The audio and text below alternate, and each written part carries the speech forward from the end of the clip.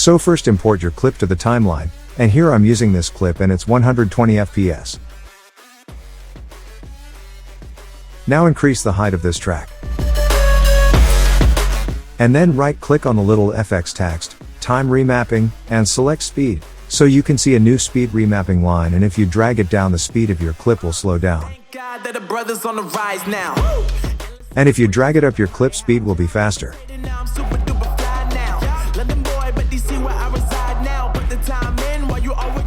Now click Ctrl+Z and move to the original speed. Then find the frame where you want to make this reverse effect. Now hold on Ctrl key and click on the speed line. For the right part, crank this line down and make it 1%. Now select the middle line and drag it to the left side. Now let's see the preview.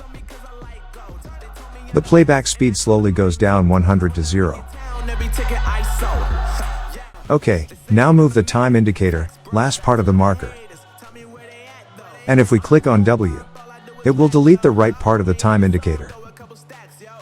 Then right-click on this clip and select speed and duration. In the time interpolation, select optical flow and click OK. Now we need to duplicate this clip, so hold on Alt button and drag this clip to the right side.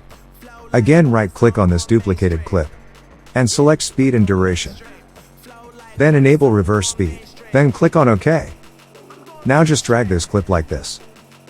And let's see the preview. Flow like water, so I'm going mainstream.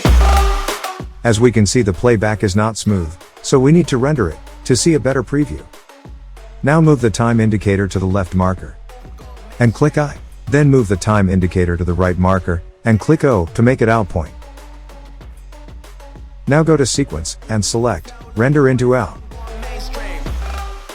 As we can see, it's rendering, so wait a few moments and see the final preview.